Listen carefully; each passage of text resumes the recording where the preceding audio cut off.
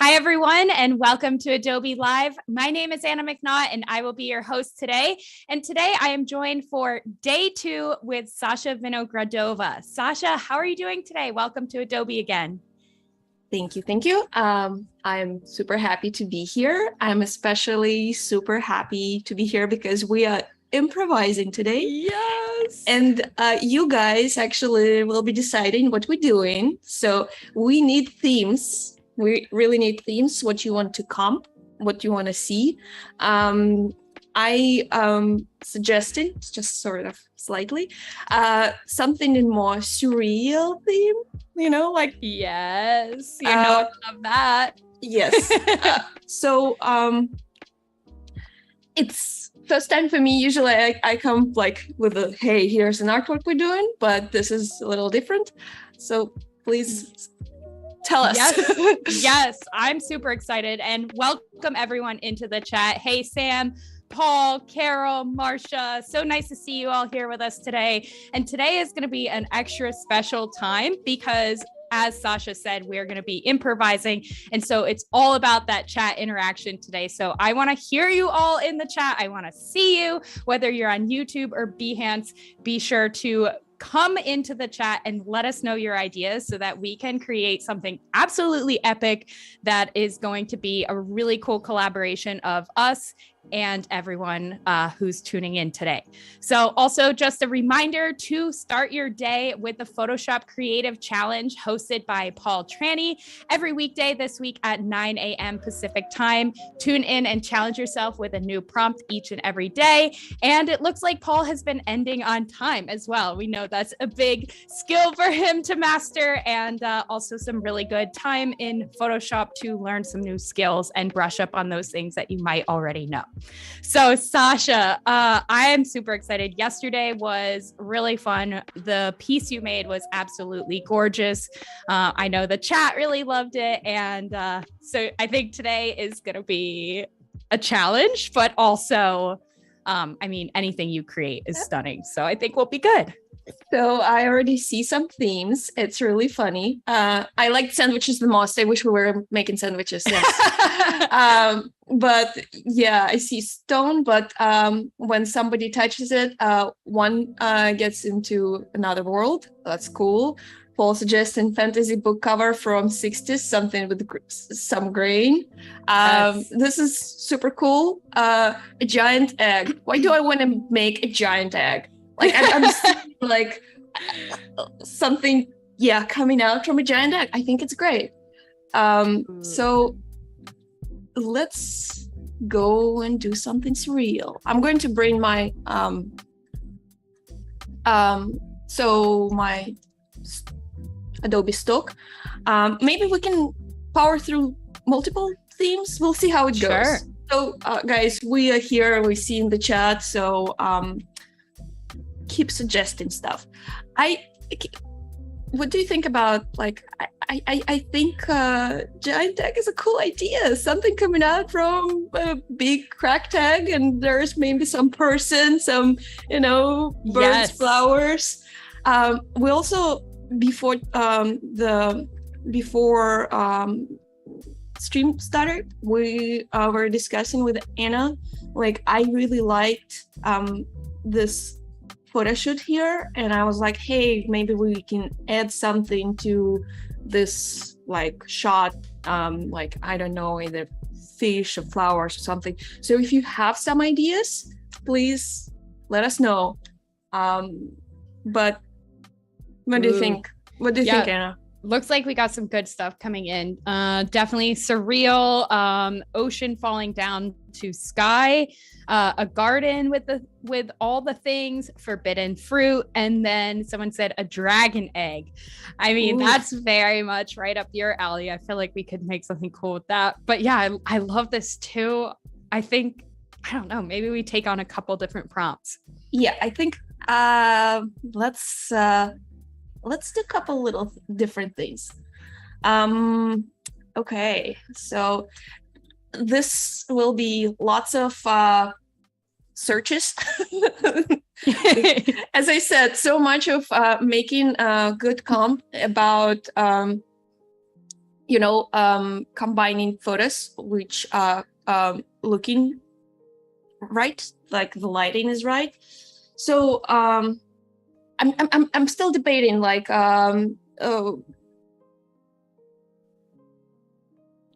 ocean and sky both.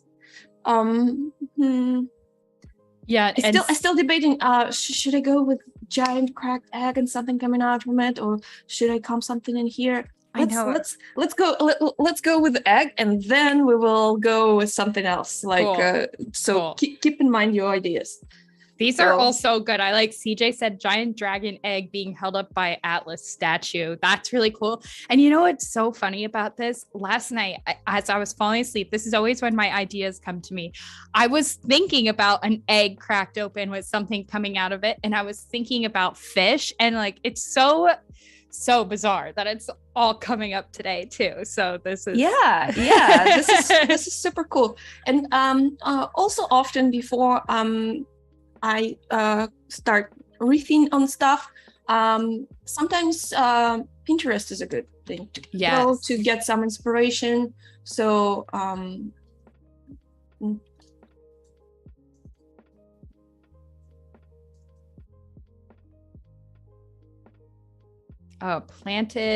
plant surrounded with some octopus.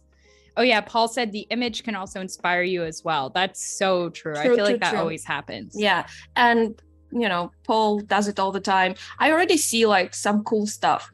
As you can see, when I went to search for my stock photos, I added photos to my search rather than illustrations. I looking for something photorealistic, and I like what I'm seeing, but I usually like when the light is a little bit more dramatic. Like right now, everything is very, everything I'm seeing is very sort of,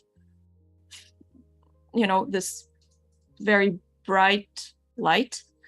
I like something like when one side is more dramatic than another. And I'm looking at some nice close-up of the broken egg. Ooh, look at this. Oh, this is premium. Let's turn on standard content. Oh, that always throws me off. I'm like, no. But hey, that was a good idea, actually. That was a good idea that this it's a macro shot. Like, I'm actually like, okay, I'm already seeing it. I want a little fairy cracking coming out from the egg, and it's a fairy forest because I love stuff like this. Yes. But wait, hang on.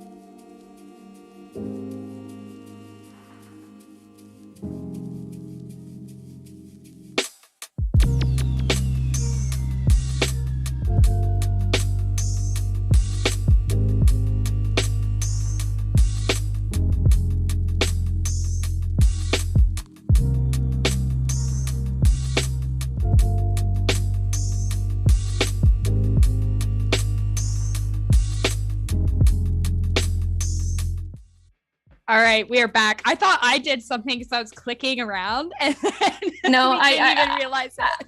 I got too excited and I guess closed something. Sorry about it. But yeah, I already kind of I'm getting there. I know approximately what I want, and as Paul mentioned, the photos itself brought lots of inspiration. So. Yeah, we're going, I hope, make more than one piece. So keep thinking about what we want to do. But for now, I'm looking for like a good shot of the cracked egg with a very particular lighting. And actually, I'm going to add dark. We have so many good suggestions coming in. What are your thoughts? I think we're still going with the something to do with the egg. Elizabeth said, what if the fairy was cracking the egg to let the baby dragon out? That sounds like a hard edit. I like it though. Oh, yeah. I need this chat all the time when I'm trying to plan ideas because I know this is perfect. Super helpful. Yeah. Okay.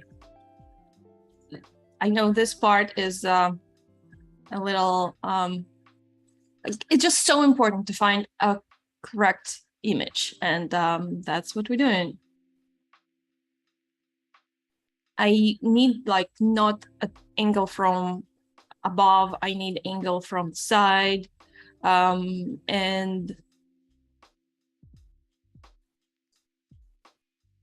at some point I'll add extra search words when I run out of okay, I'm going to close this because we already have better ideas. Oh, I still love that shot so much. Yeah. Also, I use this find similar a lot. It's really cool. Yeah, I love using that as well. It's always so helpful. So many good ideas. The eggshell could be the earth or a planet, giant egg inside a vast world, spider coming out of egg.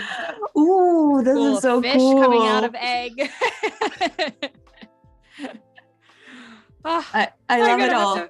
I'm gonna like just be swimming with ideas later. No pun intended. Okay.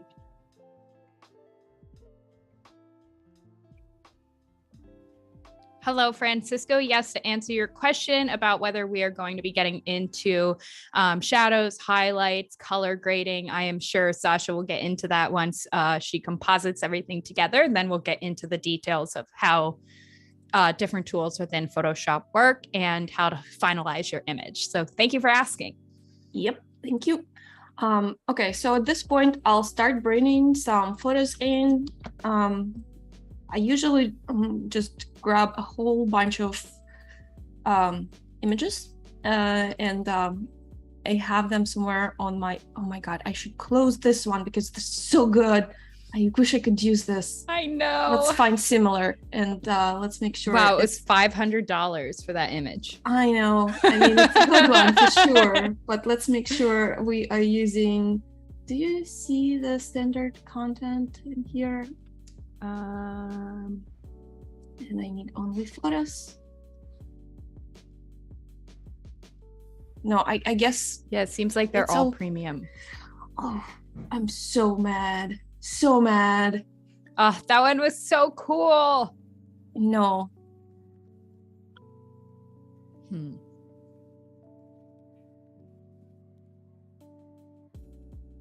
Yeah, dark grass.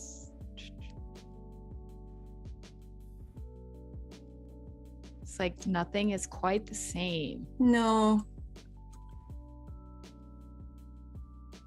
I mean that's why we use Photoshop. We will comp some stuff in. Yeah.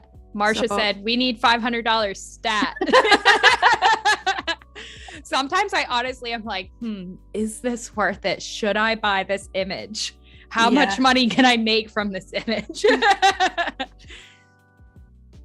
Okay, so we already grabbed this one. And there was another one somewhere. Like I like this one because I like that there's another side of the egg.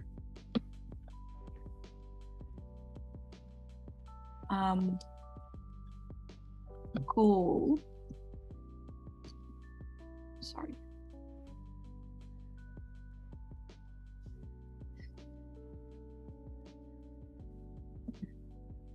Okay, so we have an idea.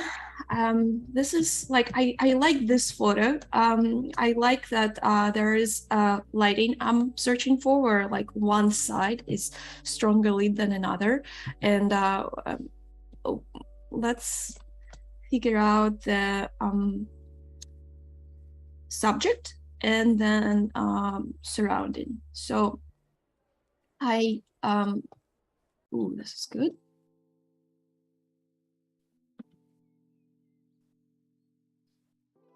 So this. I need to see the entire series, and all those macro shots of those little shoots are super cool. Hopefully we can use that too. I'm gonna see the entire series, and in series I want to add for egg, so it's only in the series. Okay. I'd like to know from you, Sasha, and in the chat, how long does everyone spend normally looking for stock images? Yes, I'm curious. I'm curious about that too. I feel like I have spent probably upwards of an hour, 2 hours, maybe, just getting lost and continuing to click like see similar, see similar, see similar. Ooh, I love the mushrooms. Let's grab them. So that's the cool part. We can grab so many things. Oh, I'm sorry. I'm going with such a girly theme. I just can't help myself. I think it's awesome. Oh, it's going to be great. Oh, this is giving me so many ideas too. I'm literally like itching to start something. That's the goal. That's the goal. If like after this, you guys want to just go and make stuff, that's mission accomplished. Exactly. Yeah, Bradley said with 7,000 tabs open. Exactly. Oh, this is not many. Come on, this is like not even serious. Oh, and then I always end up getting other ideas as I'm going along too, and end up with like 10 different Photoshop canvases of all these different ideas that I've started. Yeah. So again, we are looking for the lighting. So see, I'm trying to bring photos which are like lit from one side. Oh my, like every time I see something like this, I know it maybe looks not like nothing fancy, but I see so much potential. Yeah, I know. Those are really cool. And I probably should be doing this on this screen because you guys have no idea what's happening otherwise.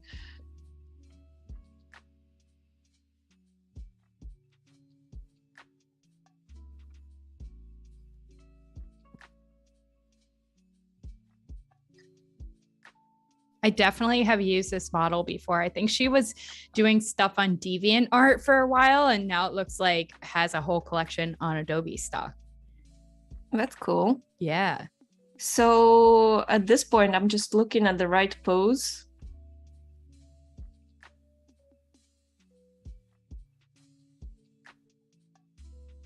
So many good ones. Yep. Hello, Rick. Welcome in. For anyone just joining us, we are fully working with the chat today to bring all of these different ideas into Sasha's composite. And so right now we're just gathering images, but for anyone just joining us, let us know if you have any ideas for this piece.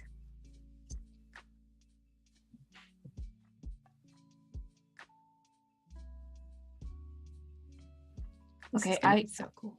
Yeah, so I'm going to work in a kind of weird format. I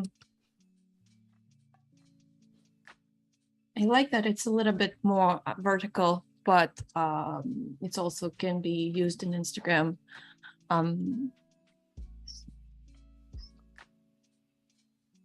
270.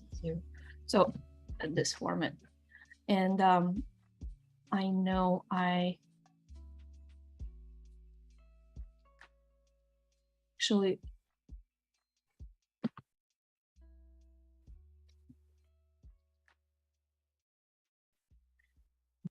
this is good. Like we will search for most close up later. Like I maybe like mushrooms at the moment, they're super cool, but I'm also just going to use them as my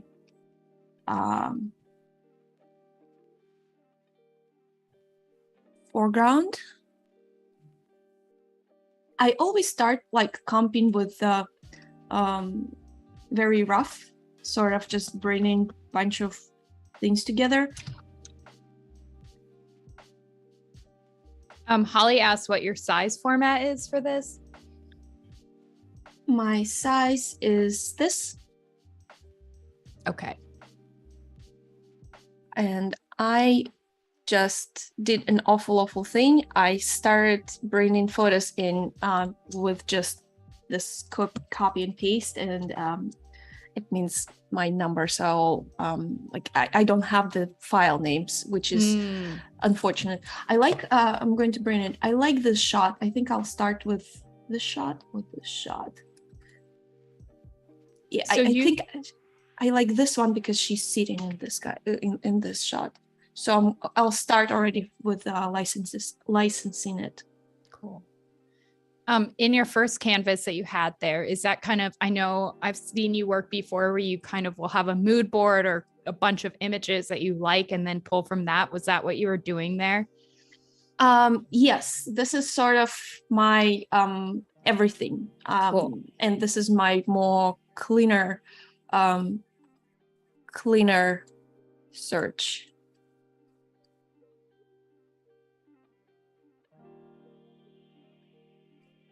Oh, so many, like, you know, like I see a pose like this, I'm like, oh, I can actually add some interaction to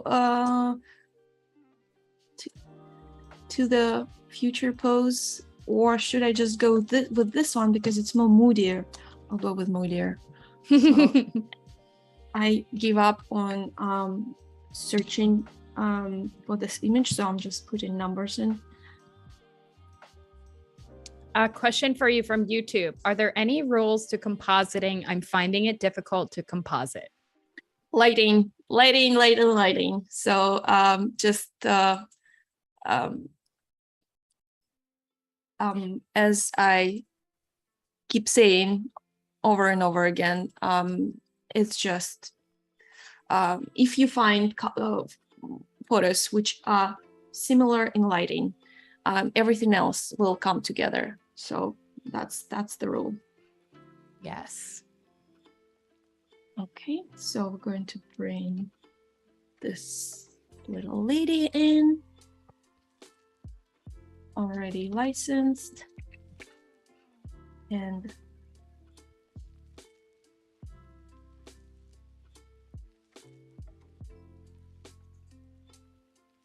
I'm almost like I can make her like sitting inside the eggshell or besides the eggshell, and beside will be fine, but I don't know, we'll see.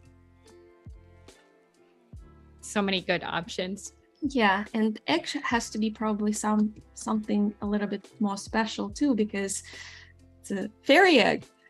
Yeah, maybe it has to be like pink or something. That's Anna's world. Pink. You are talking my language here. So I'm going to use this photo for now, just to start building my scene. This is just for the purposes of blocking. So it's nothing. I'm not doing anything like clean, and I might not even use this photo in the future. But just for now, I need some space, and I'm going to do that. So I'm removing mushrooms because they might be a little distracting for now. And I know there are watermarks, ignore it. I just need this canvas.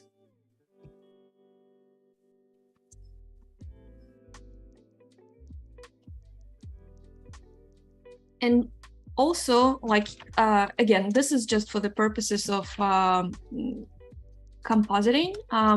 Like, you want some more interesting terrain. You don't like, this is a little too flat right now. There's nothing going on, but we will fix it.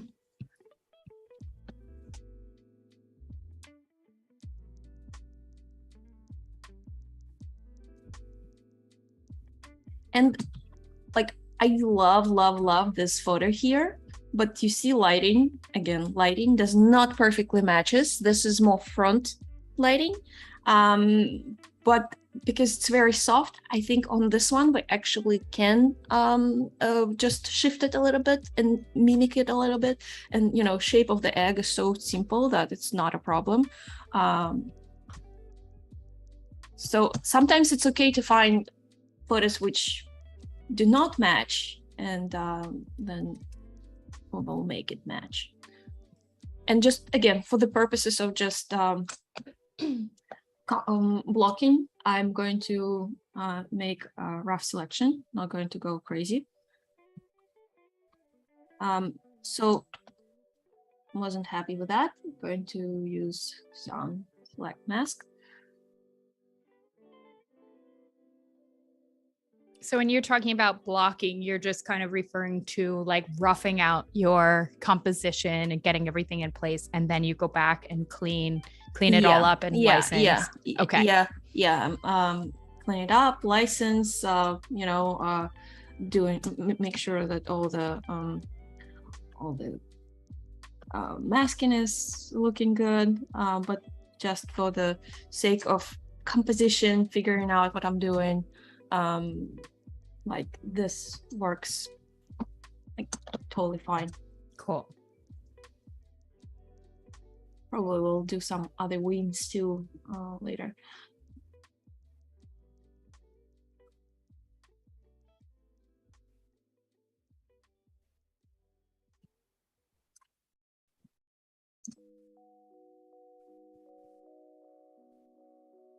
This was a solid brush. I don't need solid brush. I need harder brush.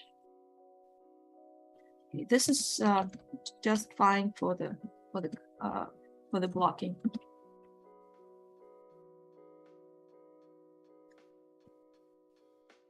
So cool to already see it kind of coming together. Yeah, and see how it's coming together just because lighting matches. As soon as we have lighting which matches, it's just so easy. I really like this egg photo, but obviously there are too many eggshells, so we would have to remedy it. Again, just blocking.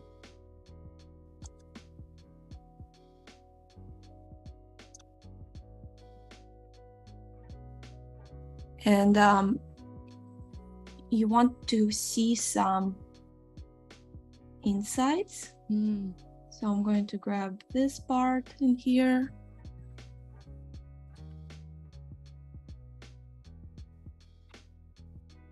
That's cool. Oh, not the right. And one thing, again, like we have to think about composition. Like, as you can see at the objects right now, it's not looking good because we don't have a center of composition. Objects are fighting for the space. So we need something bigger, something smaller. We need some interest on the background, but it has to be also out of focus. So things to kind of think and consider. Okay, so I want this egg to be pretty big. She's sitting next to it, all sad. And on the background, we will add some cool mushrooms, I guess, because we already have mushrooms, and we would have to just license 3 photos and call it a day. Yes. So, and I'm telling you, like, we can play with this image for quite some time, or we can create more images if you guys still have something you strongly want to see.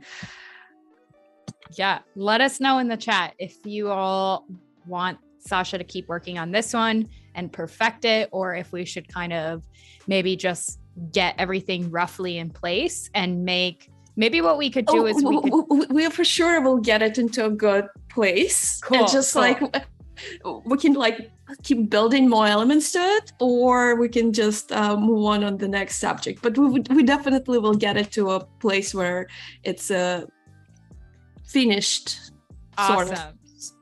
Yeah. Yeah, I think it would be cool to do a couple different styles. Totally. You see, one thing I'm trying to figure out right now is my composition, because again, if you just have 3 mushrooms like this, I guess it's fine, but it's just like it must not compete with the main image.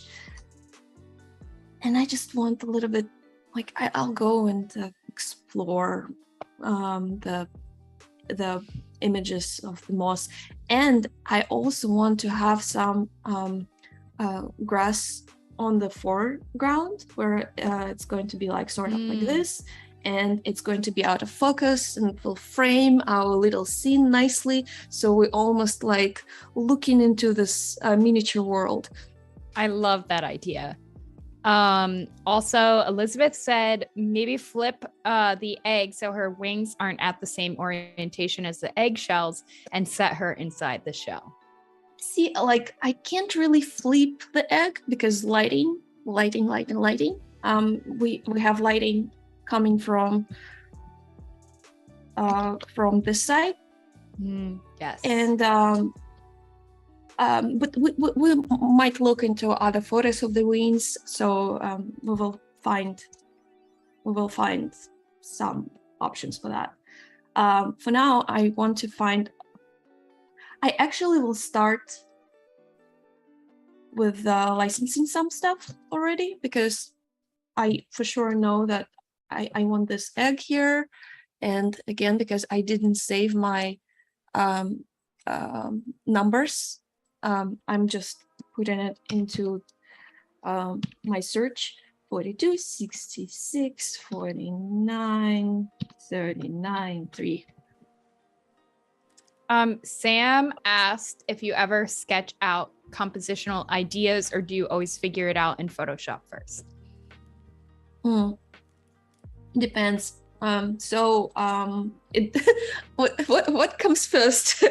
Yep. The sketch or the egg? Yep. When I work with 3D images, I often do start with sketch, because I have full control over what to depict. With photos, I often kind of have to dance from there, because I can't change the angle or the lighting much. But it also depends. Like if, for example, I don't know what I do, like I don't know what exactly what I'm working on, I probably will start from like that. Like that's the process you just saw. But if, for example, I'm working on the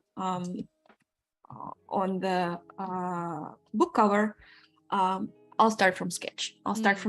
And then I find photos which I might work. So it depends on the process, really. Yeah, I would definitely agree with that too. And sometimes I feel like if I have a really clear idea in my head, then that's always a good sketch time. But many times I work exactly how you're working right now. Yeah, it's so there's no right or wrong, I feel like. It's whatever works.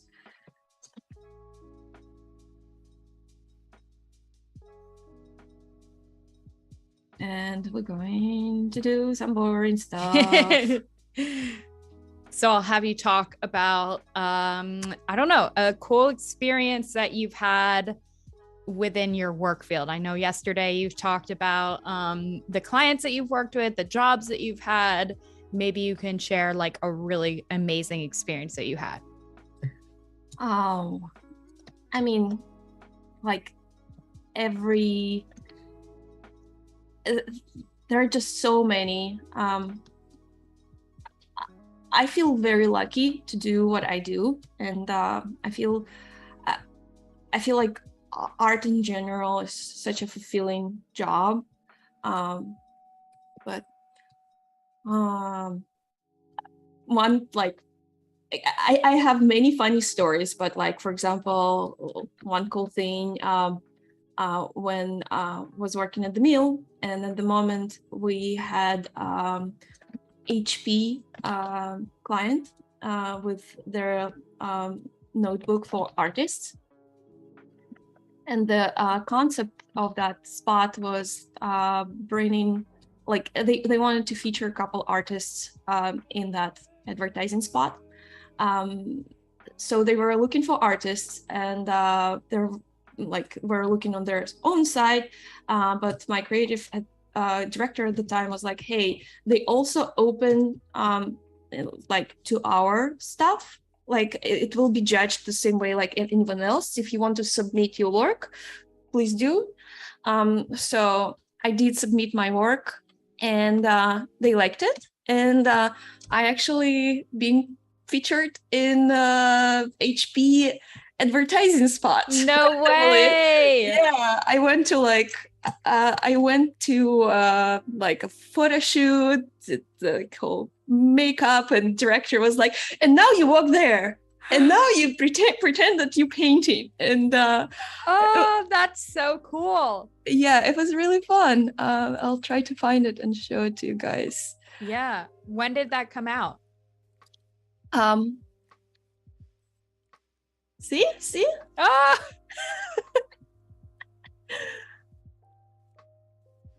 Oh my God, that's awesome.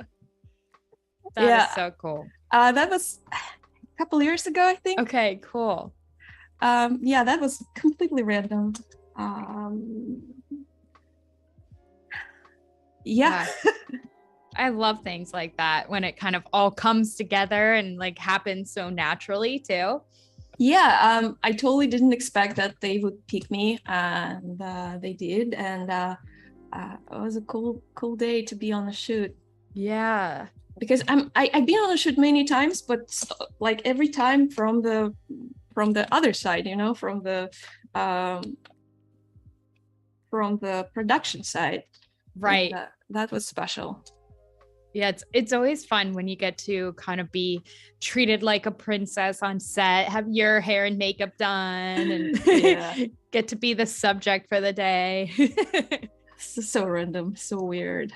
Also nerve-wracking, though I didn't have to do anything, as you know, just Yep. Okay, we're getting there. So I'm going to remove this guy in here, and you see, like, this is cool thing. I'll put eggshell in front of her, so it's more incorporated into the scene. Let's go and find some good backgrounds. So yeah, moss close up.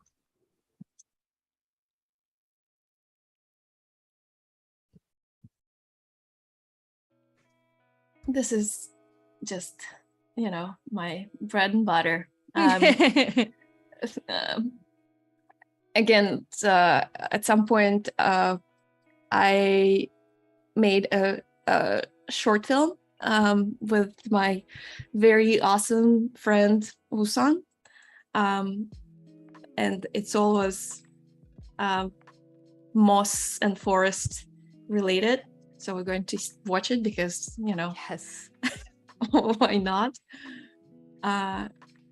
So I saw so many like scenes and references of the moss, and so obviously 3D a little different, but yeah, very familiar with that palette. Oh, I love this. I think, I don't know if you're working on it when we met, but I remember seeing you showed me these little guys, and they're so cool.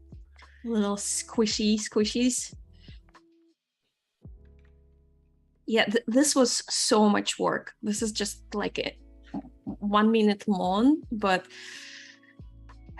it takes time. Animation takes time, and you know, like would not be able to do that without Usan and some other people who like helped me. I had to like be like, hey, can you figure out like how to make this little thing? And it was so that is absolutely unbelievable. I can't even imagine how long that would have taken. And you should also, if you haven't already, submit that to tons of little short videos. Oh, I already did. We already had our festival run. Wow. Yes. I actually, like, one super sad story.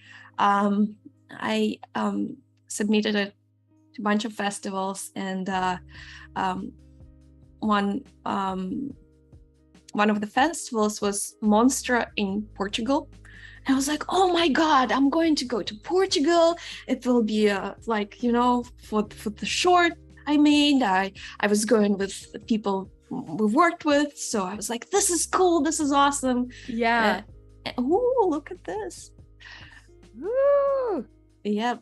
And then COVID started, and and we couldn't go, and everything was booked, and it was seriously like 15 days before our trip. It was so sad. Sad. That is so upsetting. And did they still have the festival anyways? And they did. Oh, that's the worst. I'm so sorry. No. They had it in online format, so it's not like I missed anything. But it was said that you know, I couldn't make it. Yeah. So that was cool, but no, I'm not going to use it because lighting is not perfect, and I actually liked the interaction, the floor. Like I like seeing this, and that would cover everything. So I'm not going to do that. Priyanka is asking how long it took you to complete the animation project. It seriously took like a year. Obviously outside of other projects and full-time job, but it was so much time. Like I had to like figure out the time for it. I had to, like, you know, seriously write down in, like, I started diary, but it wasn't like a thought diary. It was just a goal for the day diary, because otherwise I was not able to make it happen. It just was like finding time. It was so tough. Yeah. I don't want to go through that process again. Maybe I would, but it would have to be with the right group of people, and not with combining with a full-time job. Yeah, it really gives you an appreciation for long movie animations, or like I love Death and Robots, and every time I see those, I'm just like, oh my God, how long did these take? I know. You know, actually, I feel like I'm just an old person. I'm like, I remember a story. It's great. I love it. Keep it coming. But one of the like, actually recently was really cool. I got this email saying, hey, do you want to come and see premiere of Death, Love, Robots season 3 here in LA with David Fincher's Q&A live? Oh, wow. I was like, what?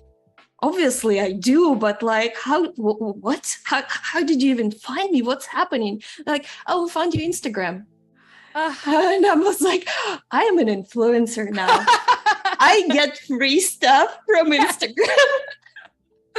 Yes. And that is the best feeling. It's so fun.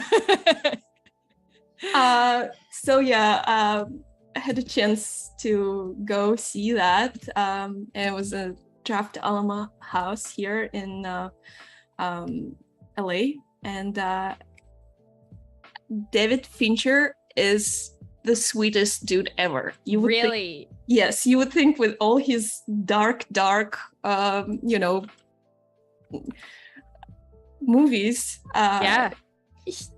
he would have dark personality, and he was hilarious and adorable. And I was like, I'm having like some, like, it's weird, but Aw. I enjoyed it very much.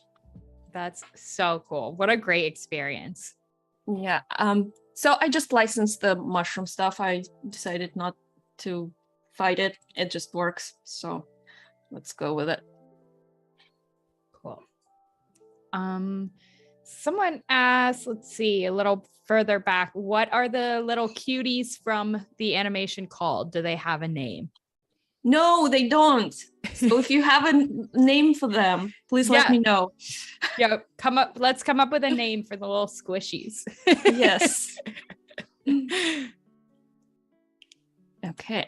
This is actually so satisfying when you're done with like when you jump from low res images into like licensed high res stuff. You're like, this is so satisfying. Yeah, I know. It always feels so good. Marsha said tubby tots. I love it. I love it. So cute. Good job, Marsha. Yes.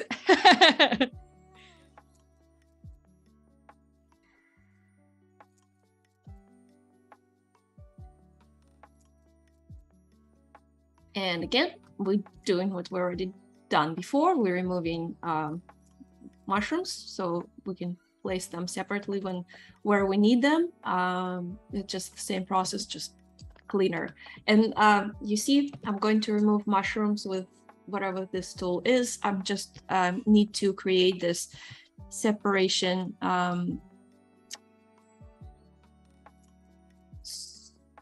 because it works kind of funny if it has the separation.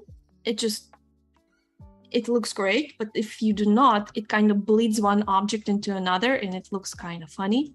Yeah. So I'm creating those like bridges for tool to know what to do with that.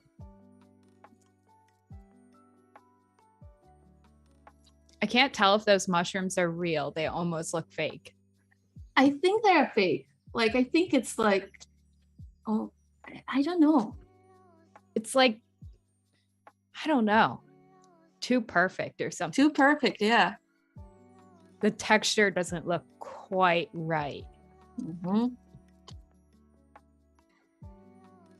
But, I'm going to be fine for the... I'm also probably going to blur them later because they're on the foreground. So now I can use this tool.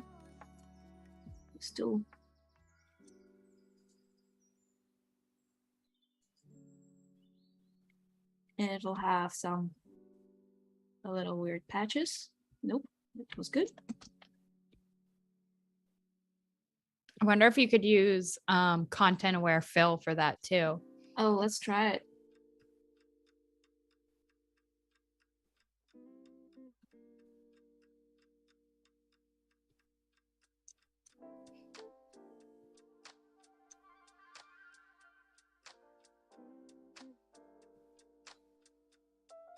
Oh yeah. Boom. Yep, you were right. Adobe Sensei doing it again. Hey, this is like I would forget that this thing existed. Like, hey, remember that tool? I know. That's the things that we need Paul here to be telling us about the new ways so we can do things in Photoshop. Get rid of our old school brain. Oh, for sure.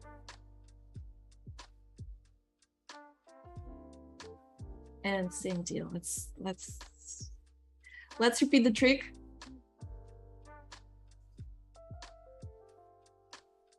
Boom. Done. Perfect. So good. So happy. Photoshop is smart. And I'm going to extend my foreground because I know I have quite a bit of it.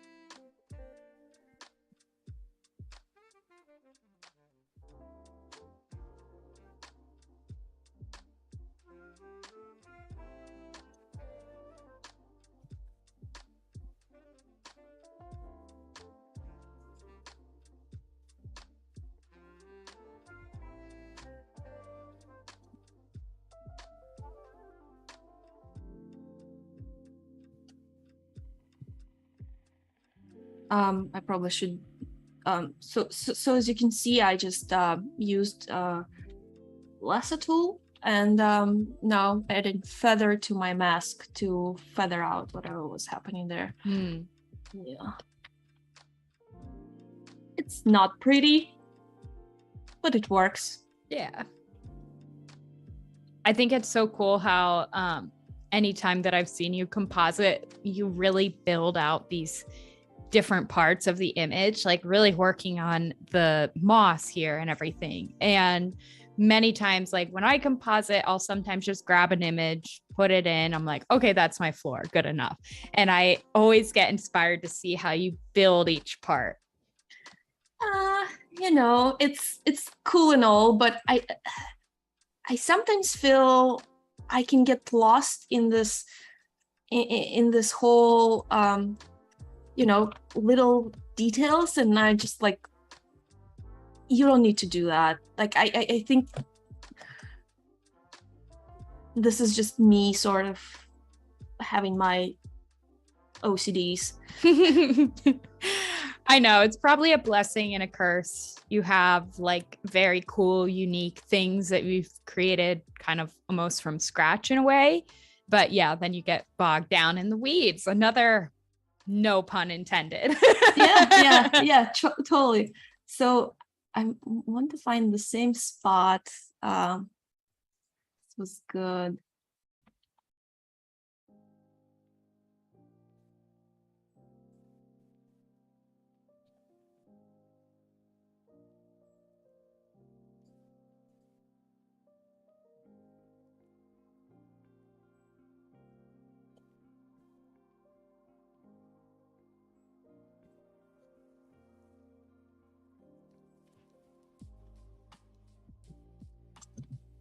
Yeah, something like this.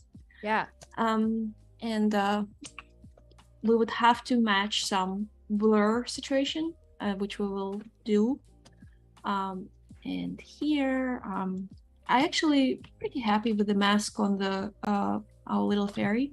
I'm just going to work on some areas where we have hair and stuff.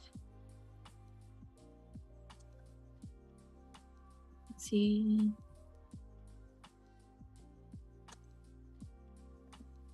I wonder if like bringing in some of those fuzzies could be nice. Yeah, that's what we will try to do. So duplicating red channel, pasting it, stuff we did yesterday, isolating like this, burn tool,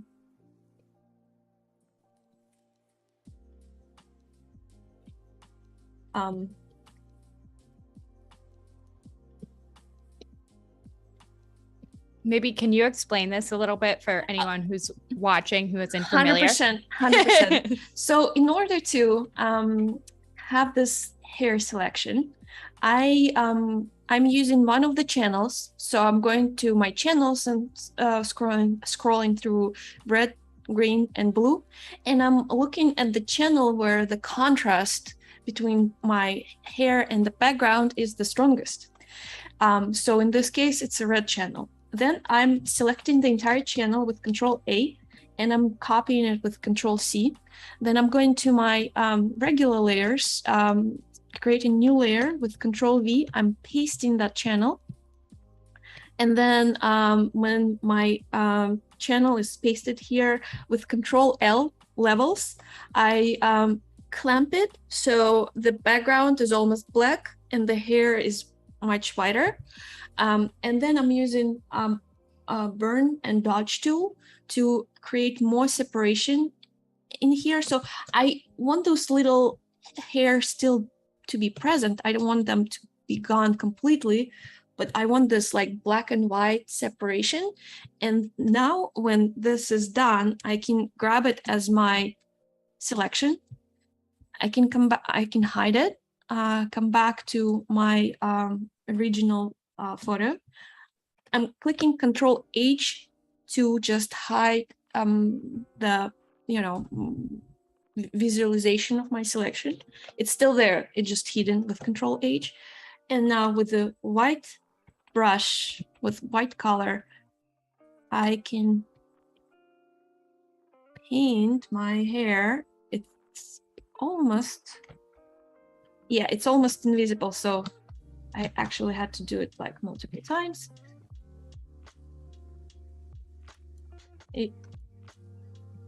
You see how the fuzzies coming back? Yeah.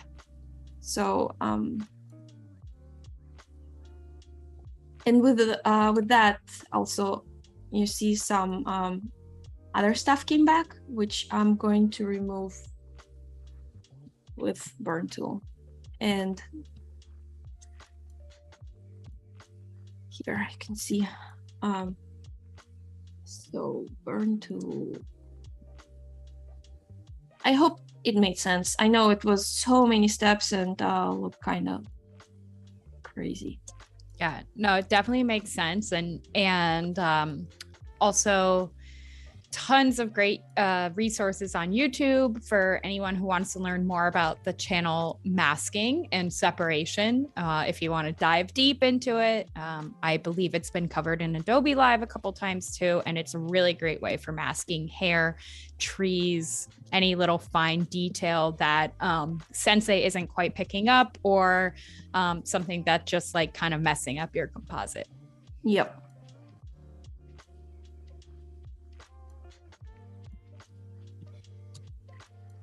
I use it almost every time. So yeah, me too. I find that it just does, I don't know, it just makes everything look really natural. Yeah, I like all the artificial selections, like smart selections, do a great job on like harder lines, but with the softer lines, like you can get this level of refinement by just, you know, with artificial search. Yeah. Okay, and let's bring some mushrooms back. That's again, I'm trying to still figure out this perfect composition for my mushrooms. I have to like look back at it. Like, I know. That's like, I'm so far away from it now.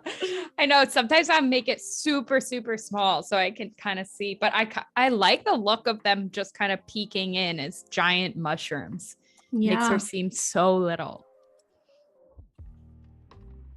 But also, like, one thing to consider is because they're so bright, they take away center of attention. So we have to be smart about it. So let's also try one cool thing. So I'm going to hide. I'm going to use adjustment layer here.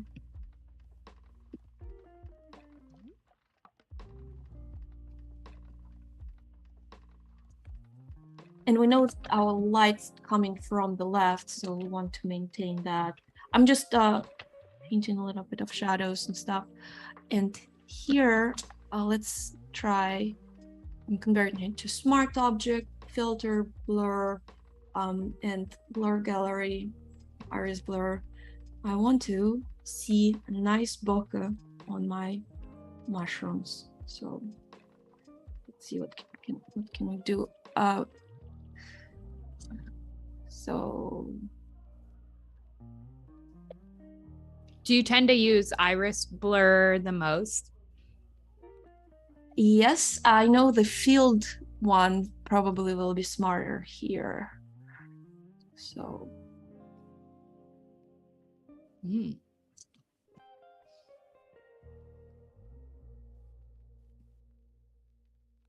know what I'm really missing in Photoshop? What? I'm missing a very good blur, which creates very nice bokeh thingies. Yeah. I have it actually in not fill blur, but tilt. I have it in After Effects. Like After Effects can create the best bokeh, and it's a plugin called Fishlift or something like that. I use it all the time, but it's a plugin, and it also has Z channels, so I can draw a mask, and it just looks so good, and I miss it in Photoshop, like really do miss it. Yeah, I feel like that would be something that would be super helpful. It's a really easy way to make bokeh. And for anyone watching, if you have any techniques or know of something that maybe we're missing, let us know. Yes.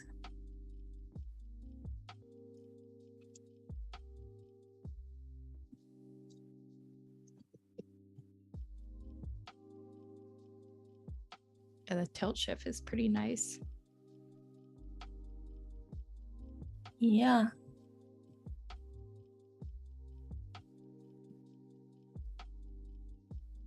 Also, I meant to ask you on the exposure adjustment layer that you did, it looked like you were using the gradient tool to kind of build out your mask. Is that what you? Oh yeah. Okay. Actually, yes, I was using it, and I don't like this blur. That's just like, because we have such sharp moments. Let's just keep it this way. I'm happy with that. Okay. So let's start incorporating our little lady here into the scene. Right now, obviously, we need all that nice fuzziness on top. So I'm just duplicating my background layer, creating black mask, and using brush with white. I'll start painting. So Paul said, you do have bokeh and blur effects, just add iris blur, and it's under tab effects, but also said, I'm not sure how good it is. I think that was kind of what you were doing. I need one. Can you repeat it? So okay, so in blur effects, go to go to your blur gallery, and then iris blur. And then I use it all the time here. Yeah, under tab effects. Yeah.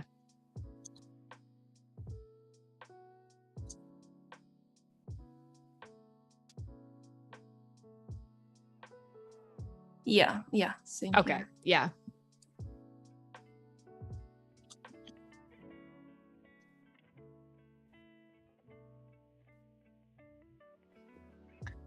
So one thing we obviously will need to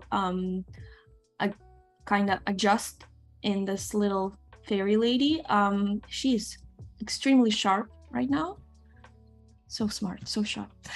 She's too sharp for her environment. Like, we can keep her this sharp in this area, but her leg area should match in terms of the sharpness with the floor. And for that, I'm going to convert it to a smart object and use my iris blur to make sure that the blur is correct. So you go here, and let's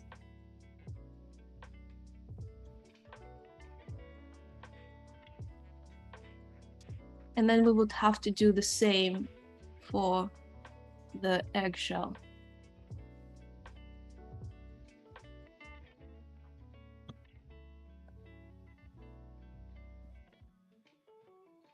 Did you ever used to like paint in your blur before the blur gallery came about? I remember putting Gaussian blur on everything and then like masking it out. Oh gosh, no. Maybe I was just weird. Maybe I didn't know how to properly do things, but oh my God, so much like painting to build the effects.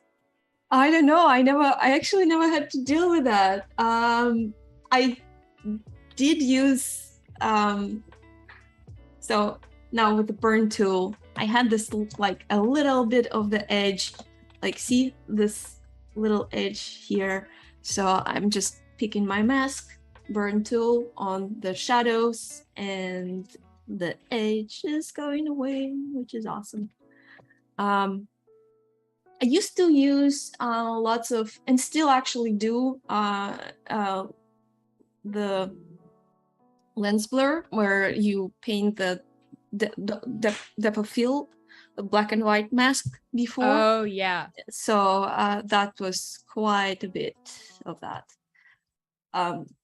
And I'm just applying same blur gallery to my eggshell. And let's paint some shadows. So adjustment layer. And making my mask black.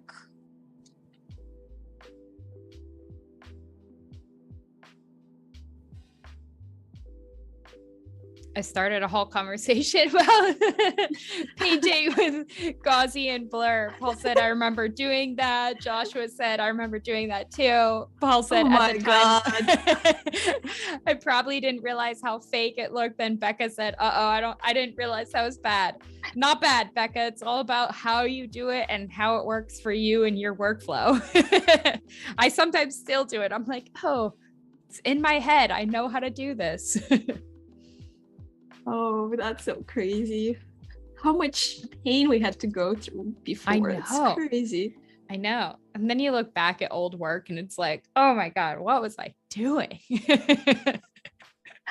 I feel like old work is so, it's such a weird destination. Sometimes you look at it and like, 10 years ago I did this. How did I do this in 10 years ago? I did not grow at all. This is awful. I have to quit. And sometimes you look at your work 10 years ago like, oh, can we just erase internet completely? Yep. I know, right? It's so true. And sometimes I look at old stuff and I'm like, man, my ideas were really good. Like I was so much more creative back in the day because I wasn't in this boxed into the style that I've built for myself. And I wasn't as worried about what my online presence thought of what I was creating, you know? I know. It's weird. Like I feel like when you're younger, when you're a younger artist, you are much freer in your brain, but you have so much more restrictions in your skills. Yep. And then you grow and you have so much more freedom in your skills, but then there are like your restrictions in your brain, which you created yourself. Absolutely. I could not agree more. It's really sad. I try to always kind of channel that younger self, younger artist, and bring it into my work. And it's very hard to keep that criticism brain and the new things out of it, or to be like, oh, you know better than to do it this way. Now you've learned more, but maybe the old way actually was more creative or something, you know? Yeah. It's also really hard to like be part of community, be part of like just, yes, community, but also stay yourself, like how to be inspired, but not be, you know, influenced too much when you just start doing something because everyone else do that, rather than just pursuing your own thing. Yep. Okay, so I'm getting happier and happier with that. Let's make sure we have our black and white. So instantly, you see, I put black and white filter on top, and you can see how much things do not match. I'm going to grab my little fairy lady here and adjust it. I'm going to adjust it not with curves. I'm actually going to adjust her with a camera raw filter, so I do not lose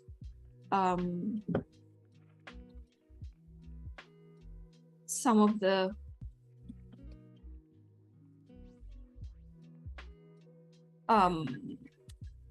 sometimes when you use only exposure or curves, you kind of crush your blacks and kind of just make things a little muddier. But Camera Raw, I don't know, this filter is just awesome. It's the best. It's the best. So unfortunately, I can't. I have to kind of do that and then check with my black and white. Okay, so just so you can see the difference before and after. Wow. And I'm going to still do some curves, but like this. So she's incorporated a little more into the scene. And one thing I really like doing, it's crazy. I want like a nicer highlights on her skin and here. And for that, I'm going to create a hue saturation layer. I'm going to create mask, which matches mask of my character.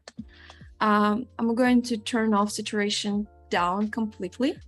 I'm going to change it to screen, and I'm going to clip curves into my hue saturation and catch my highlights. So let's sketch them. And I know it's only black and white. We will see. That's interesting. I've never seen that done that way.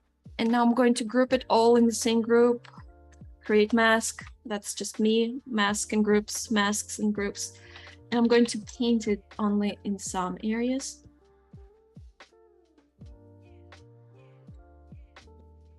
And obviously you can see our egg is too bright. Same deal. Let's bring filter, Camera Raw filter.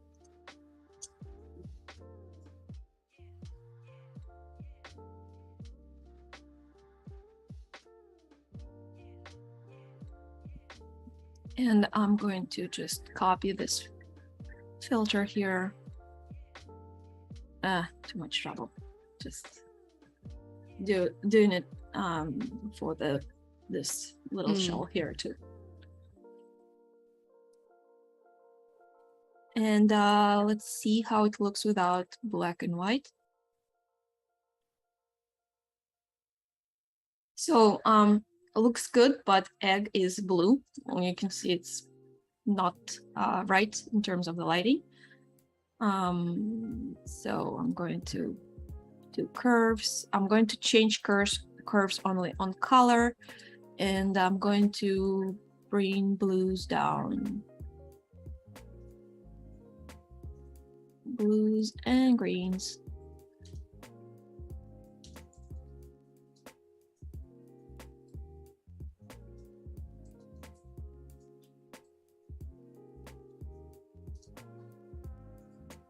And I like my Camera Raw, but I'm also going to erase it for this like little highlight in here. And I'm going to grab my this and do sort of the same, maybe with this time color balance. And now going back to my fairy. So those are the highlights.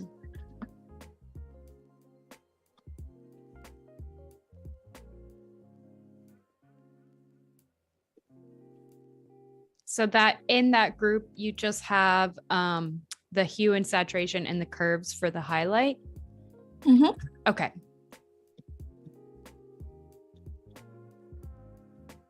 Okay, it's getting there. I want to bring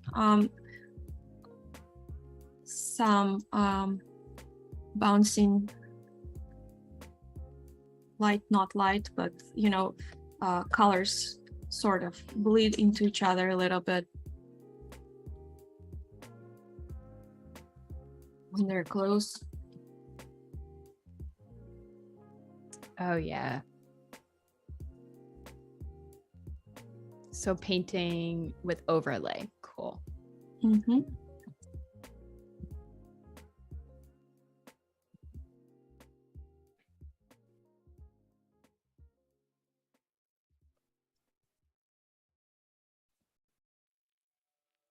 Oh, smart. Check her out, making a nice little reflection. Just a really, really subtle touch, because it has to be more subtle than this because she's much farther.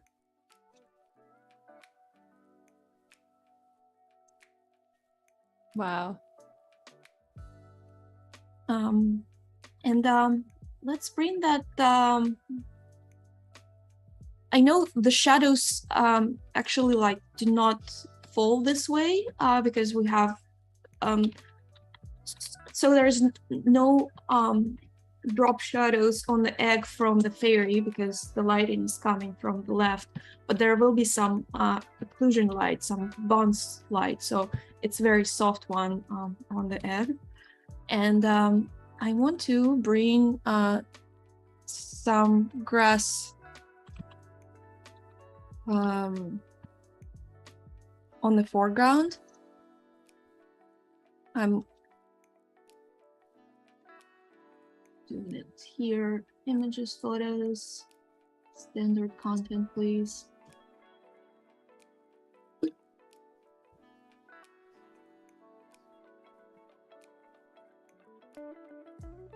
Do you think that in doing all the 3D work that you've done, has it really helped you understand lighting? Like you seem to know the reflection on the egg, the bounce light, all of that. So much, you have no idea. Like it's actually been so great. Like when you do 3D, it helps you. Like when you render it, you can render it by passes. So you have diffuse pass, you have specular pass, you have subsurface scattering pass, and when you put them all together, they form the image, and you just understand the math of the image, how it works and how it comes to life. So yes, 3D is incredibly helpful for the. It helped me a lot. Yeah, that's super interesting. And it's amazing how it gives just such incredible shadows and highlights and reflections and almost to a point where you can understand it even more than you can in the real world, you know? I hope so. It's 3D helps for sure. But I feel like artists who just paint a lot, they probably understand image as well, or even more. It's all depends on how long did you stare at the actual life image. So true. So I'm bringing some random grass for the foreground. Hopefully it works because I didn't try it in advance.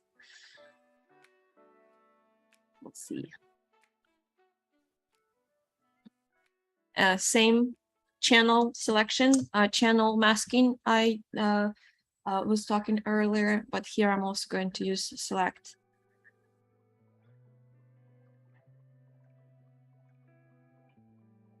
With some smart filter. Don't want any smoothing on it.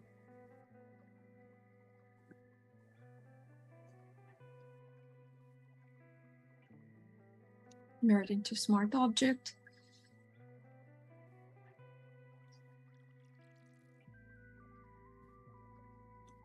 I know it looks kind of crazy right now. We'll find a good spot.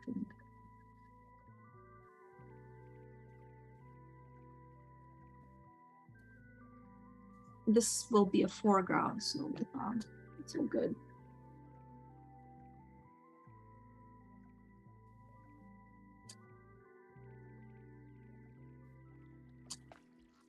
So I'm just going to cut cut it out, make sure that it matches in terms of the color and contrast, and then blur it out, and hopefully it will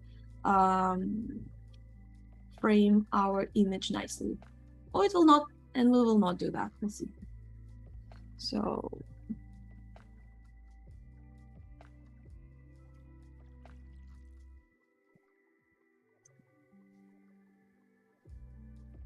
let's warp it a little bit.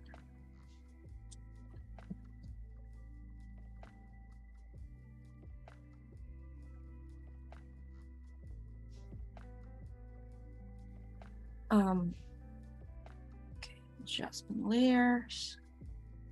It's right now too green, so you shift like this, converting it to a smart object, and filter, blur, gallery, and fill blur, and like this is the like it's super blurry. Like I don't need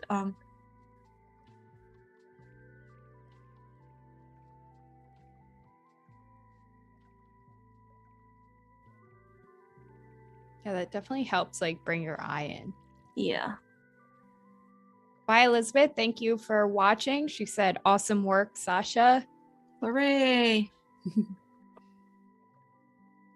So cool that we just came up with an idea on the spot, and now we have this almost finished, beautiful image. Almost finished. Just need a couple more tweaks. We're getting there. Yeah.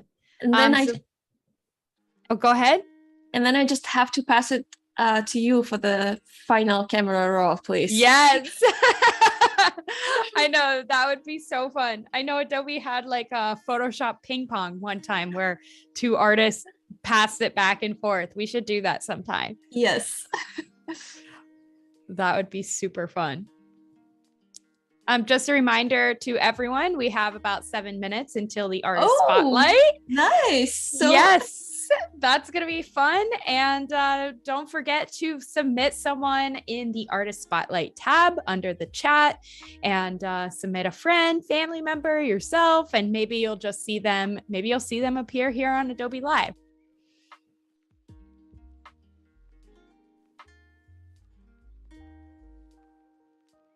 Oh, I love that.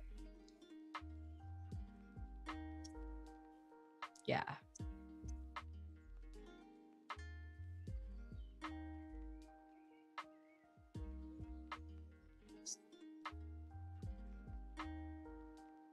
This is such a good technique for creating that depth feel. And I think many times in my own work, I forget to kind of build that dimension.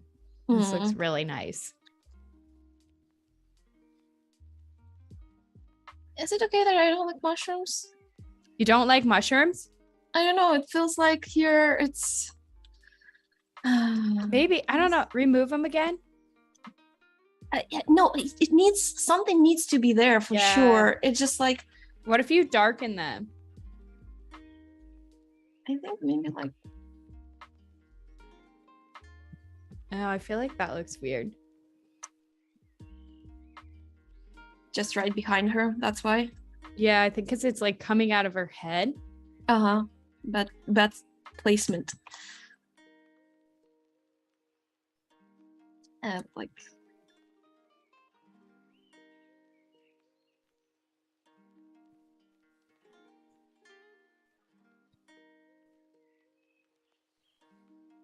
Yeah, Marsha said it's the color red that's too bright. Yeah, yep, I agree. So let's...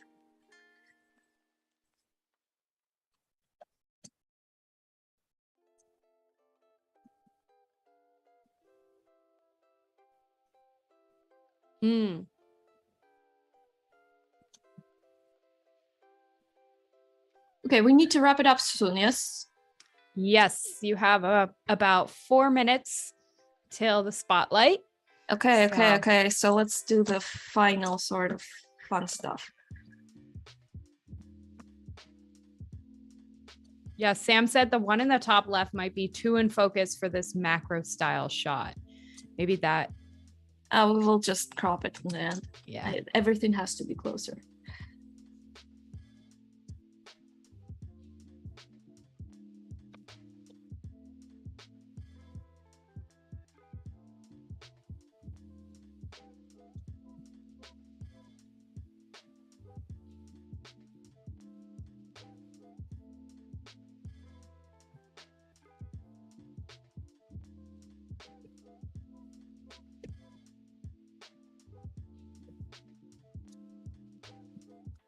Yeah, I feel like that definitely helps. I am like racing now. It was you're so leisurely all this time. And hey, we can always finish it after the spotlight, but because we'll have a little bit of time after that. But maybe we start thinking of a new composite after. It would be a really fast one. Oh wait. Oh, so we don't have to finish. It's just no. Okay. Cool. Let's not rush then. Or like, what do you think? New composite or finishing? We will decide later. Yes. Yeah, let us know in the chat. Would you all like to see Sasha take more time with this after artist spotlight, or do you want to start a new composite, which we definitely won't finish, but we could at least piece some things together? Let us know your preference.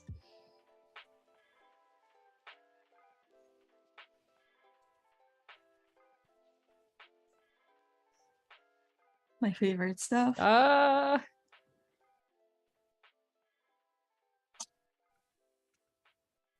It's like, I love this one. I'm going to make it a little, just super subtle.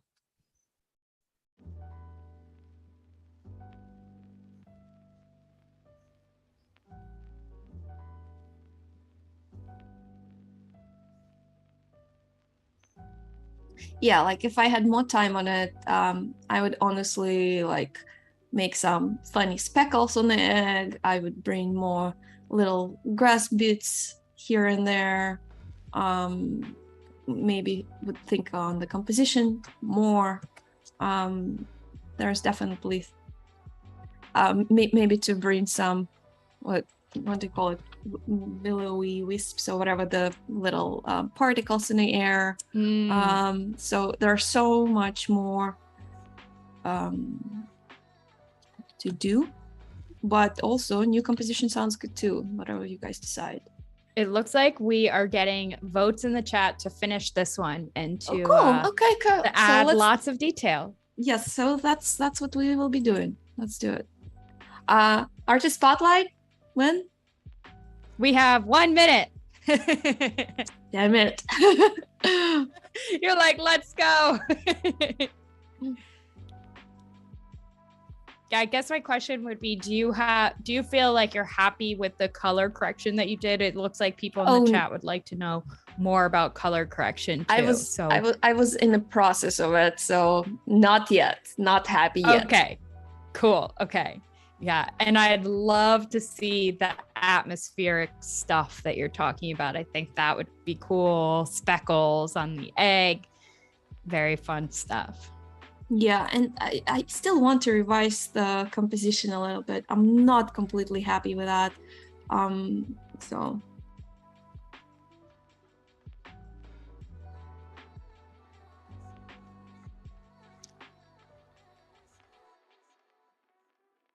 yeah, I feel like you can just really keep going. And this is getting so detailed in these images. So cool. It is a rabbit hole, sure. Absolutely. Like, see like those little leaves in here, so fun. All right, it is time for the artist spotlight. Cool. let's do it now. I just need to find the link. And the link is totally lost. I'm so sorry. You have to do that again. Oh, wait. In the... I got it. I got it. Yay! Perfect. Okay. Yes. So congratulations, Daya. Hopefully I'm saying that correctly. You are our artist spotlight today. And we'll just take a look at things. And Sasha, feel free to click on anything that you find intriguing.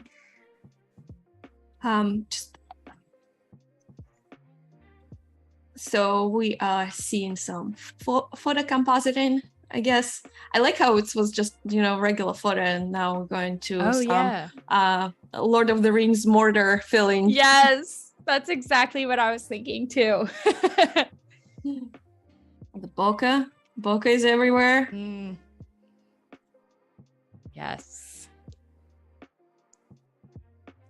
This artist definitely has his or her color palette. Like, I always respect that. Yeah, that's cool. Some really interesting design work there. I like the effect on that. Yeah.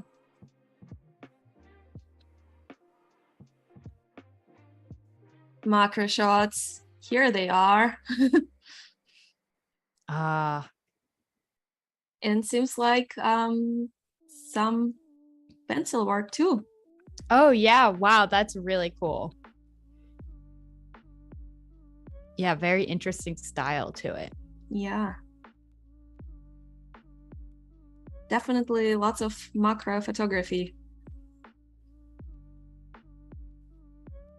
Cool. Yeah. I like the little beads. They almost look like water droplets. Now I'm kind of thinking about how we could incorporate water into your piece.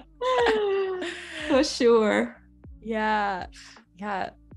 Very cool. Very cool. Shall we come back? Yeah. Thank you so much for submitting your portfolio. And again, don't forget, if you want to submit yourself or a friend for the artist spotlight, click that tab next to the chat. Oh, look at the doggo. Oh, I love dogs. Dogs are the best. Me too. I want a pet. All right, so we are back to our composite that we're working on. Anyone that might be joining in late or maybe missed a little bit, Sasha is continuing to improve on this beautiful image that she created here, and we're just kind of having some fun with it. So if you have suggestions, pop them into the chat and let us know what you want to see. Yep, please. So I just want to see how this looks really quick. I didn't put the light correctly. It's other side. See, always like, where's the light coming from?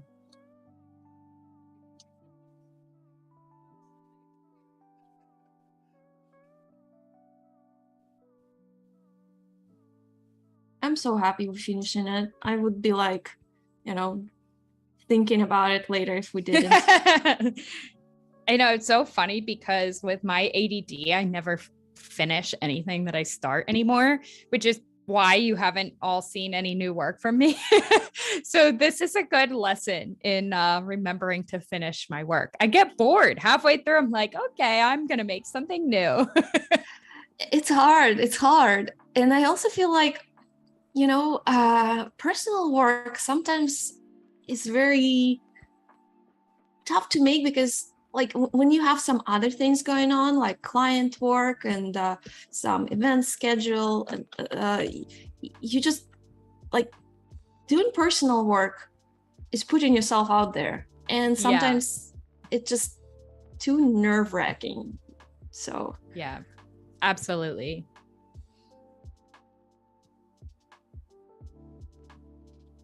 Okay, I'm going to paint some light, which is for some reason not working because I'm trying to do it with eraser. Don't do it with eraser. There we go. Yeah. It's like, I feel like one of the reasons why things didn't work, not like didn't work, but they weren't right because you needed a little bit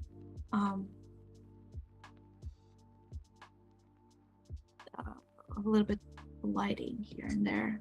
And the composition definitely, like I'm going to bring everything closer, like tighter to the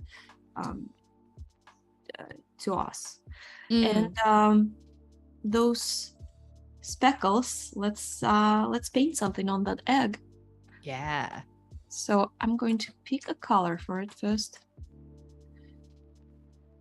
I'm using a gradient map. And what color egg should we go with? I feel like we have such a warm scene. We need something, you know, I love pink, but it just might not. I know, might not work for this unless we make the mushrooms like purple or blue or something. But yeah, I feel like we should go with something green and yellow just to. I think so. Toward the. But there will be speckles, so. Yeah, I'm like, I kind of like. I guess yeah. Let's see what the speckles look like, and then we could change the color too.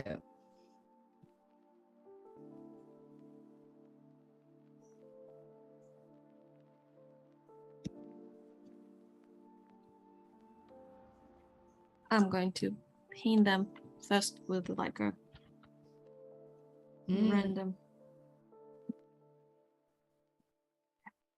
bigger. I'm like using random brushes from forever ago. I'm like, I don't know what they are. I use them for something, but I guess we're using them now. I know, that's so perfect. I never would have thought of using those for anything. Paul said, I just saw your cover for Blood and Moonlight on Instagram today. How did you do the painterly look? I painted it.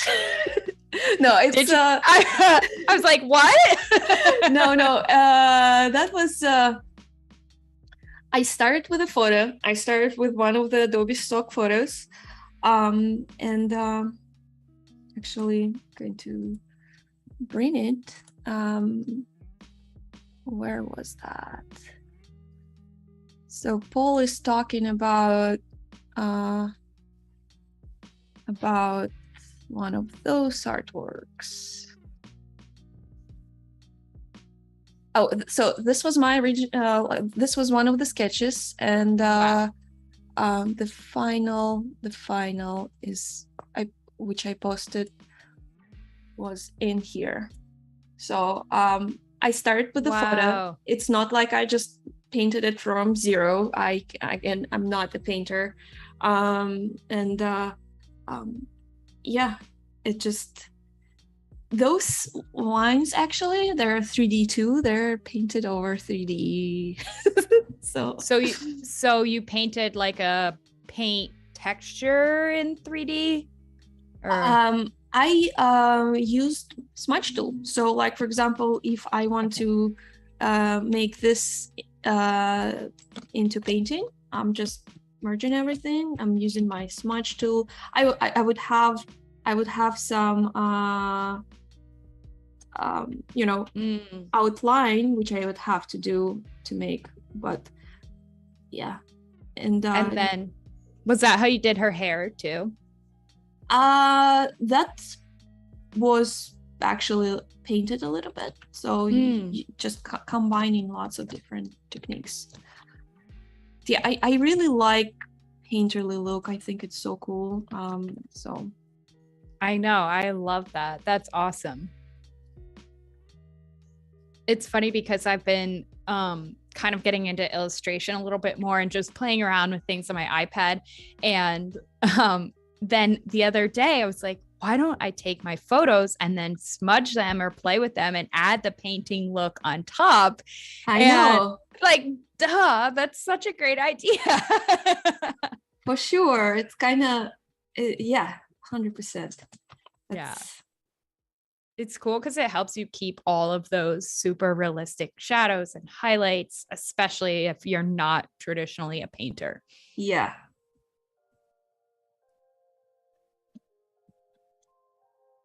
So I just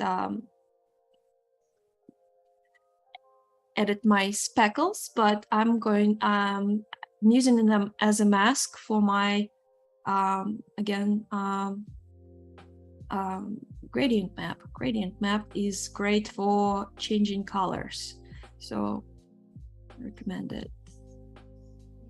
Yeah, and I actually like this kind of almost metallic look to them.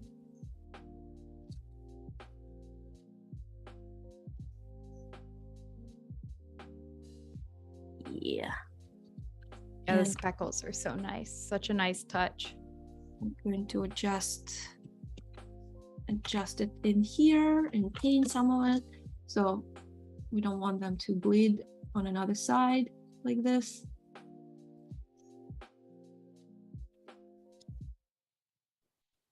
So in doing the gradient map the way you did, is that how you get that two-tone look where it almost feels metallic?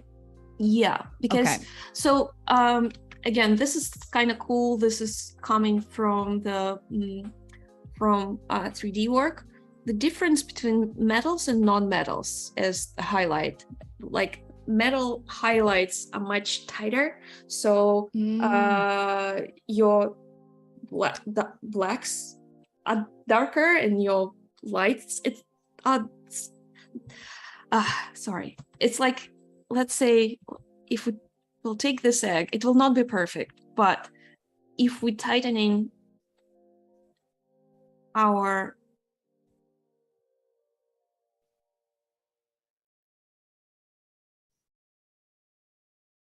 highlights, it will get this almost metal look to it. Yeah. And if like I'm changing it to luminosity, so it still has this green, but with this tighter areas of shadows and light, it creates more metal look feeling. So there's like, if we wanted those speckles to be in the same color but more metal like, and obviously in areas like this, because it's reflected, it would have to be brighter again because it would be reflecting the yeah, that's super cool. Would be reflecting the grass and other thing. Very interesting. I didn't know that with the metal textures, and you could really see when you tighten those highlights and shadows that certainly did look like metals.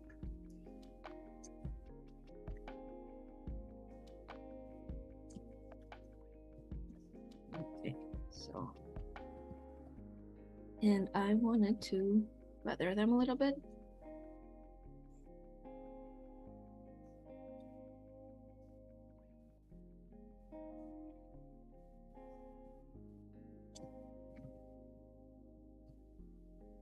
And Paul said this is looking excellent. Good job. That's a good one. And I would totally agree. It is looking excellent.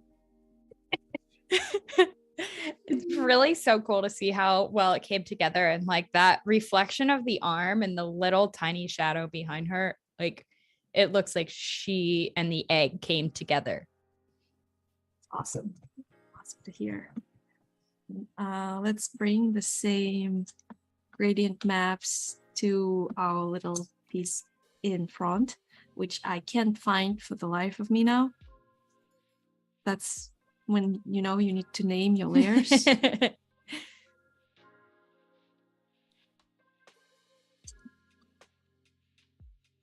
And that's why I marked it red, so I just know.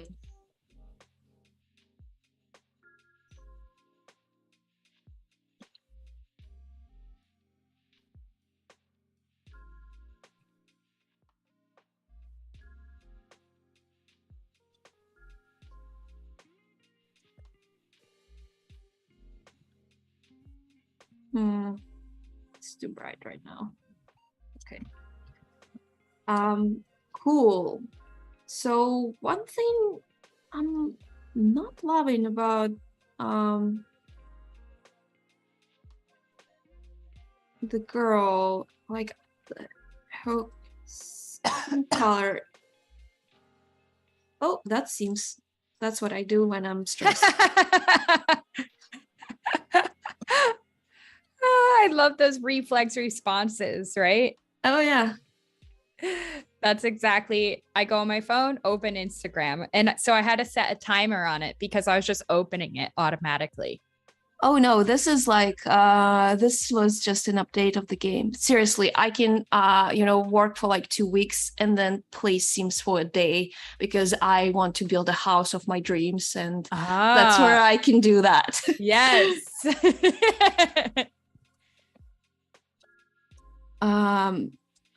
Yeah, so I think I want to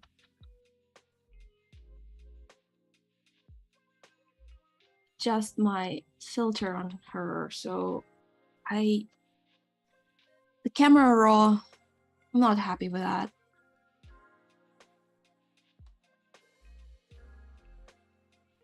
That's an interesting idea. Someone said, what if some eggshell pieces around her body, some pieces and chips on her legs as if she came out of the egg? Ooh, that's cool. Yeah. I'm like at this point trying to figure out the yeah, we might do that. I'm just trying to marry this entire piece. Yeah. And we have about 10 minutes left, so whatever you feel is the best way to. We need to get to the color the final touches. So I just want to add green to her too because I want to.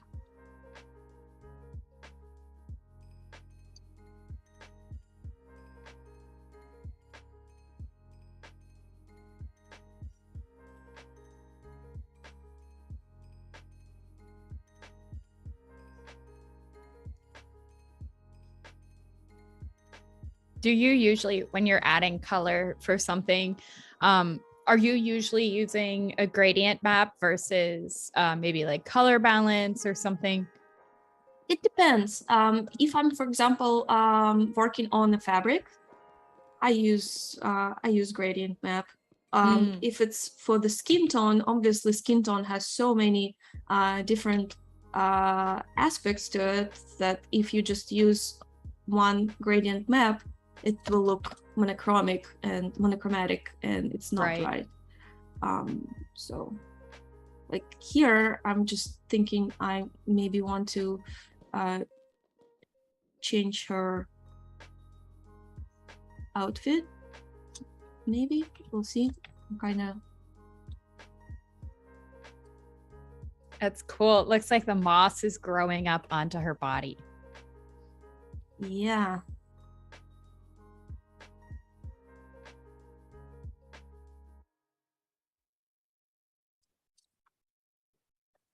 So, and maybe a little bit on the wings.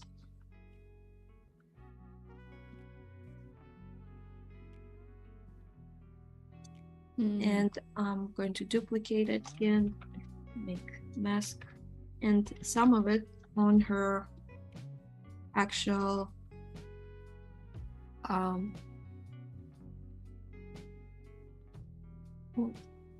gotta clip it. You know what I just realized? So bad. What? We have not saved this at all. It's still Untitled 2.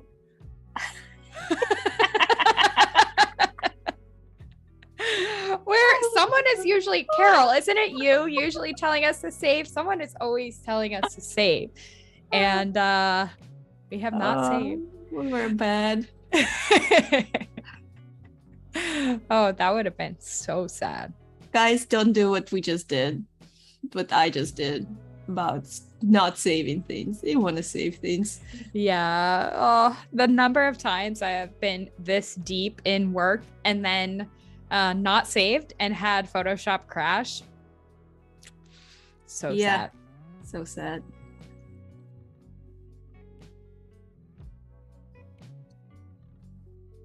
I'm seriously like, I'll get to the whole color composite in a second. I just need to finish little things.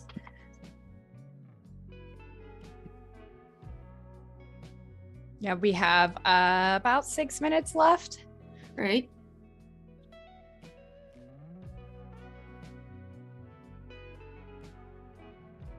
Yeah, Carol said, only as good as autosave is. I know. I wonder if it's autosaving.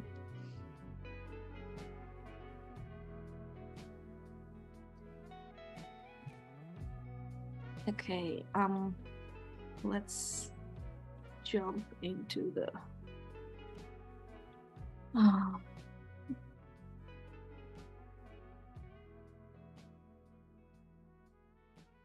I'm like, yeah, yes, I'm about to.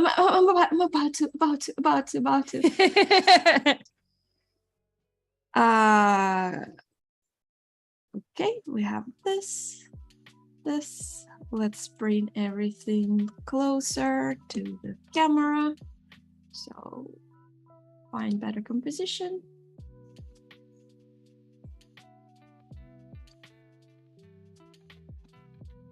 This is so pretty. I just love the way it's come together. Nice. Let's play with camera raw filter.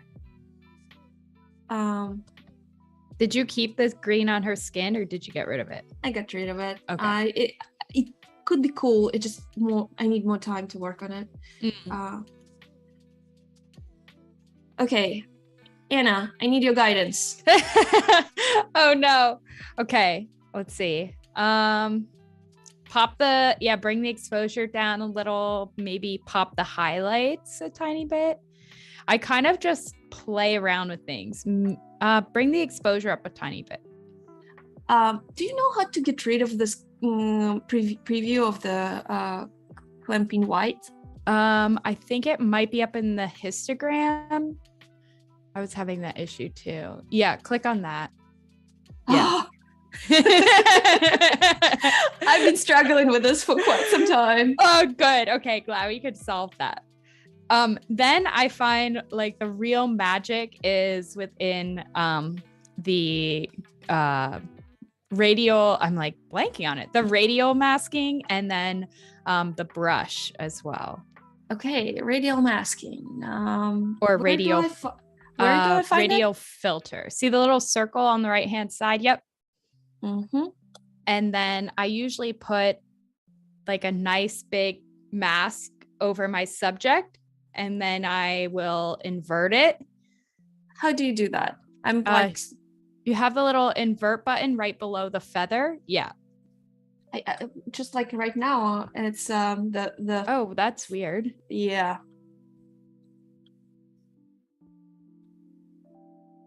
That is super strange.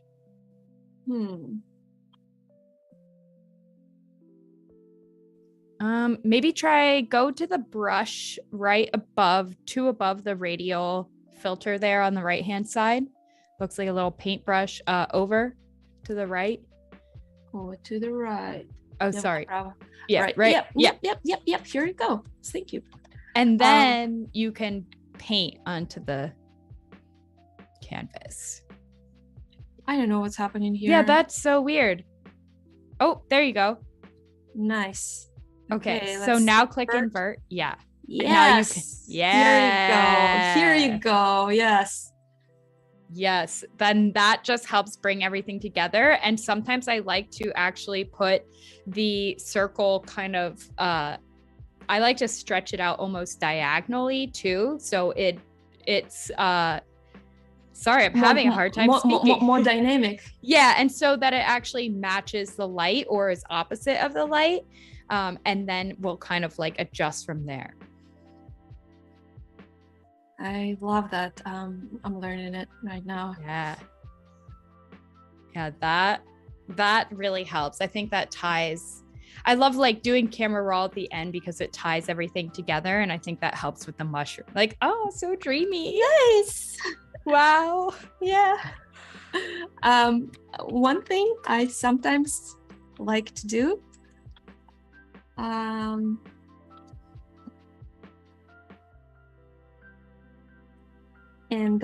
this probably needs to be done with a photo, but I just don't have time.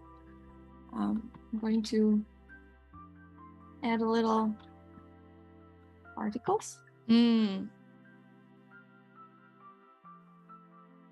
Like seriously, this is not brush work. It's like find a good photo and incorporate it there rather than doing what I'm doing right now. But yeah, this still works. So yeah, looks good.